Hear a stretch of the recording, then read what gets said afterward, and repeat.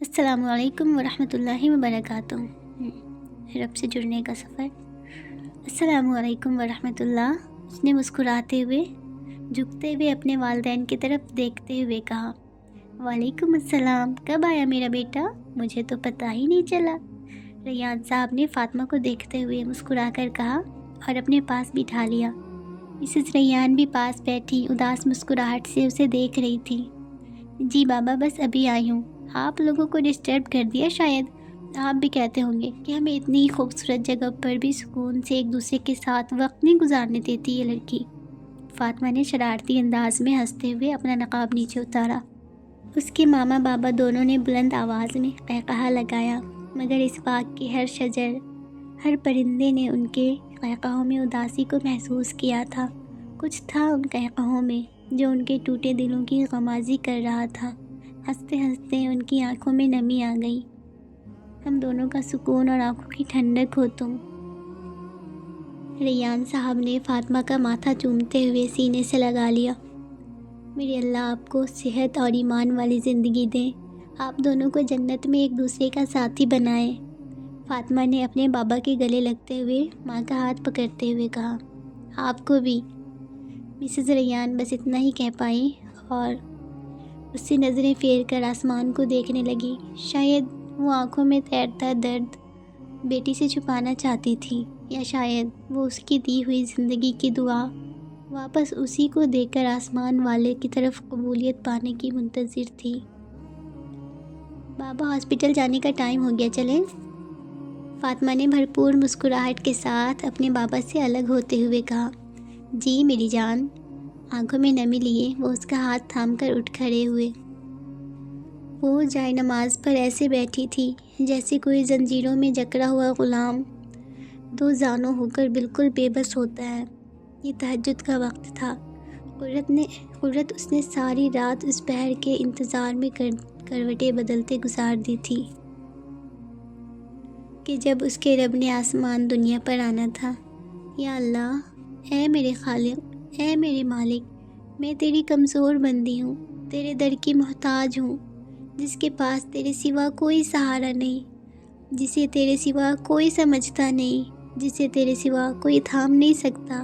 اے میرے خالق، میں تیری ادنا سی مخلوق، تیرے اتنے بڑے کائنات کے نظام میں میری کیا اوقات؟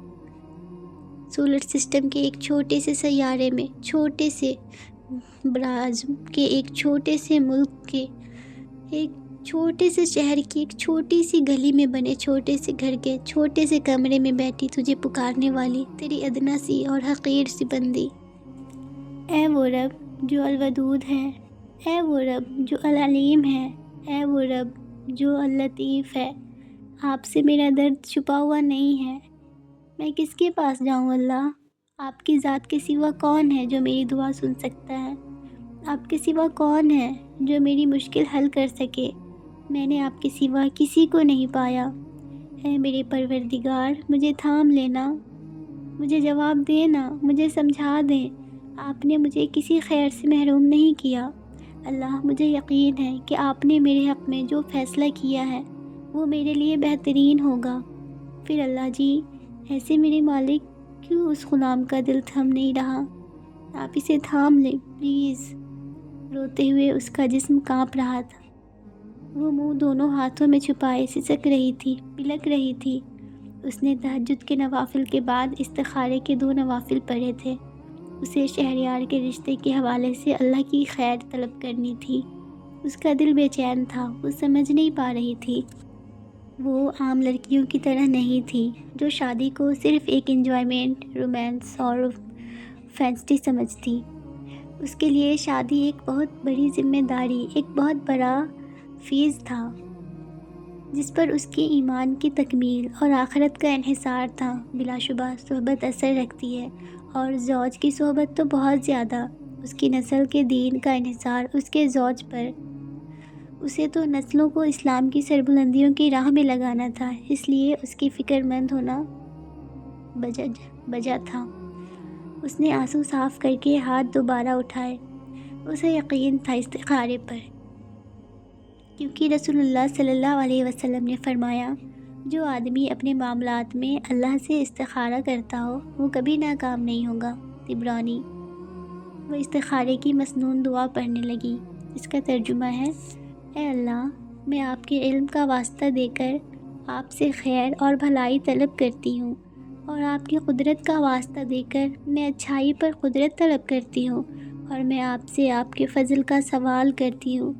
بے شک آپ قدرت رکھتے ہیں اور مجھ میں قوت نہیں، اور آپ جانتے ہیں میں نہیں جانتی، اور آپ غیب کو جاننے والے ہیں۔ اے اللہ، اگر آپ جانتے ہیں کہ یہ کام شخص میرے لیے بہتر ہے، میرے دین کے اعتبار سے، میری معاش اور میرے انجام کے اعتبار سے، تو اسے میرے لیے مقدر کر دیں، اسے میرے لیے آسان کر دیں، پھر اس میں میرے لیے برکت ڈال دیں۔ اور اگر آپ جانتے ہیں کہ یہ کام میرے لیے برا ہے، میرے دین کے اعتبار سے، میری زندگی کے لیے، میرے انجام کار کے لیے، تو اسے مجھ سے پھیر دیں اور مجھے اس سے پھیر دیں، اور میرے لیے بھلائی مقدر کر دیں جہاں کہیں بھی وہ ہو، اور مجھے اس سے مطمئن کر دیں۔ صحیح بخاری۔ وہ دعا مانگتی جا رہی تھی، آنسو بہاتی جا رہی تھی۔ اسے دعا پر بہت یقین تھا، بہت زیادہ یقین۔ اسے پتہ تھا اب اس کا رب اسے بھلائی سے نوازے گا۔ اللہ مجھ پر رحم فرمائے، میرے لیے بھلائی کے راستے کھول دیں۔ میں نے اپنے زوج کی شکل میں ہمیشہ آپ سے آپ کا محبوب بندہ مانگا ہے، وہ بندہ جو مجھ سے زیادہ آپ سے محبت کرنے والا ہو، وہ جو آپ کو محبوب ہو، وہ جو میرے ایمان کا، میری روح کا ساتھی ہو، وہ جس کی صحبت مجھے آپ کی شدید محبت میں مبتلا کر دے، وہ جو میری آنکھوں کی ٹھنڈک ہو۔ یا اللہ، آپ جانتے ہیں نا کہ میں نے ہمیشہ یہی مانگا ہے۔ میں اس شخص شہریار کو نہیں جانتی، آپ جانتے ہیں، پلیز مجھ پر رحم فرمائے۔ میں محتاج ہوں اس خیر کی جو آپ میرے لیے نازل فرمائیں۔ پلیز اللہ مجھ پر رحم فرمائے۔ اس نے روتے ہوئے درود شریف پڑھا، دعا مکمل کی۔ دل اب قدرے پرسکون ہو چکا تھا۔ اسے ایسا لگا جیسے دل سے کوئی بوجھ اتر گیا۔ سوجی ہوئی آنکھوں کے ساتھ اس نے کمرے کی لائٹ آن کی اور قرآن اٹھا کر پڑھنے کے لیے جائے نماز پر بیٹھ گئی۔ یہ اس کا معمول تھا۔ وہ فجر کی اذانیں ہونے تک تلاوت کیا کرتی تھی۔ اس نے اپنا کل کا چھوڑا ہوا سبق کھولا کہ آج آگے پڑھ سکے۔ جیسے ہی صفحہ کھولا تو سامنے موجود آیات پڑھ کر اس کے ہاتھ وہیں رک گئے، دھڑکن تیز ہو گئی۔ وہ آنسو جو ابھی چند لمحے پہلے تھمے تھے پھر سے رواں ہو گئے۔ اس آیت کا ترجمہ تھا: جو شخص نیک عمل کرے، خواہ وہ مرد ہو یا عورت، لیکن مومن ہو، تو ہم اسے یقیناً نہایت پاکیزہ زندگی عطا فرمائیں گے، اور ان کے نیک اعمال کا بہترین بدلہ بھی انہیں ضرور دیں گے۔ سورہ نحل 97۔ او میرے پیارے اللہ، اس کے منہ سے بے اختیار نکلا۔ وہ قرآن سینے سے لگا کر سسکیوں میں رو رہی تھی۔ اسے سمجھ نہیں آیا کہ وہ کیا کرے۔ عرش والے نے ہمیشہ کی طرح آج بھی اسے تھام لیا تھا، اس کی پکار کو سن لیا تھا، اسے جواب دے دیا تھا۔ وہ انہی سوجی ہوئی گیلی آنکھوں کے ساتھ بار بار اس آیات کو دیکھتی، اس پر پیار سے ہاتھ پھیرتی اور روتی جاتی۔ اس کے بعد اس نے کئی صفحے پلٹے۔ آگے سورہ نور کھلی، اس کی فیورٹ سورہ۔ آیت کا آدھا حصہ ہائی لائٹ تھا جس پر جا کر نگاہ ٹک گئی۔ اور پاک عورتیں پاک مردوں کے لیے ہیں، اور پاک مرد پاک عورتوں کے لیے ہیں۔ سورہ نور 26۔ اللہ، میں نے آپ کے لیے خود کو پاکیزہ رکھنے کی کوشش کی، اپنی عزت کی حفاظت کی۔ یونیورسٹی کے ماحول میں آپ جانتے ہیں نا کتنا مشکل تھا اپنی نگاہ کی حفاظت کرنا۔ اس بے حیائی کے ماحول میں بھی خود کو صرف آپ کی خاطر پردے میں لپیٹ کر رکھا۔ مجھے یقین ہے آپ مجھے کبھی مایوس نہیں کریں گے۔ اس نے روتے ہوئے گویا سرگوشی کی، گویا اس کا رب اس کے سامنے ہی محبت سے اسے دیکھ رہا ہو۔ کانپتے ہاتھوں سے مزید صفحے آگے کیے۔ اور غالب نہایت رحم والے پر بھروسہ رکھو جو تمہیں دیکھتا ہے جب تم تہجد کے لیے کھڑے ہوتے ہو، اور سجدہ کرنے والوں میں تمہارے پھرنے کو بھی۔ یقیناً وہی سب کچھ سننے والا، سب کچھ جاننے والا ہے۔ سورہ شعراء آیت نمبر 217 سے 220۔ وہ ہمیشہ کی طرح شاکڈ تھی۔ مگر قدرے پرسکون۔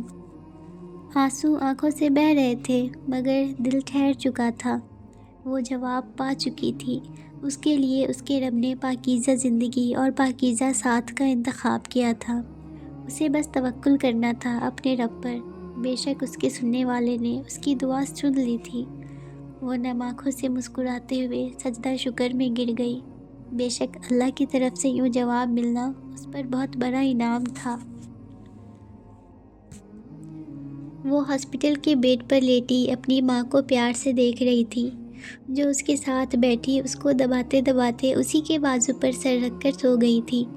فاطمہ کے دوسرے بازو پر ڈرپ لگی تھی۔ اس کے بابا کینٹین سے اس کے لیے جوس لینے گئے ہوئے تھے۔ یکایک اس نے مسز ریان سے نگاہیں پھیر کر ہاسپٹل روم کی چھت پر گاڑ لی۔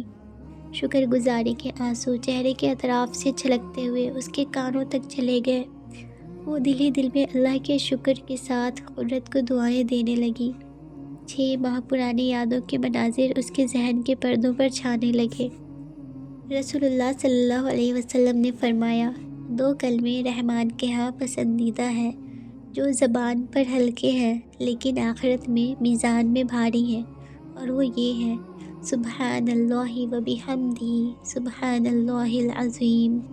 صحیح بخاری 7563۔ اس کا موبائل کافی دیر سے بج رہا تھا۔ موبائل ٹون پر لگی اس نشید کی آواز پورے گھر میں گونج رہی تھی۔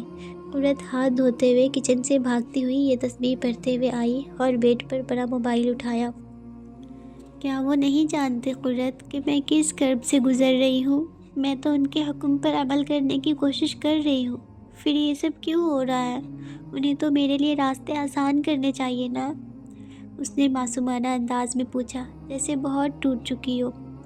فاطمہ، یہ تو اس راستے کی سنت ہے، اس پر جو بھی چلتا ہے اس کو بہت کچھ سہنا پڑتا ہے۔ یہ جنت اتنی سستی نہیں ہے، اندر باہر ہر طرف سے مخالفتوں کا سامنا کر کے لڑنا پڑتا ہے۔ دیکھو، ہم پر تو ایسی کوئی سخت آزمائش بھی نہیں آئی جیسے صحابہ کرام رضی اللہ عنہم پر آتی تھی۔ تم نے حضرت بلال کے بارے میں پڑھا ہے نا؟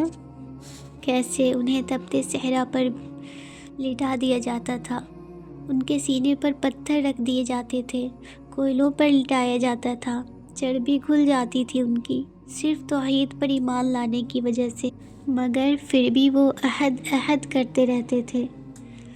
وہ تو ایسے نہیں روئے تھے، وہ تو ایسے لوگوں سے نہیں پوچھتے تھے کہ جنت کے راستے پر چلنا کوئی جرم ہے کیا، جو مجھے اتنی بڑی سزا مل رہی ہے؟ مگر قرت، وہ صحابہ تھے، میں عام سی بندی ہوں، میں کیسے برداشت کر سکتی ہوں اتنی مخالفت؟ اس نے بے بسی سے کہا۔ اللہ فرماتے ہیں، کیا لوگوں نے یہ گمان کر رکھا ہے کہ ان کے صرف اس دعوے پہ کہ ہم ایمان لے آئے ہیں ہم انہیں بغیر آزمائے چھوڑ دیں گے؟ سورہ عنکبوت آیت نمبر 2۔ یہ اللہ کہہ رہے ہیں فاطمہ، جن سے زیادہ سچی بات کسی کی نہیں ہو سکتی۔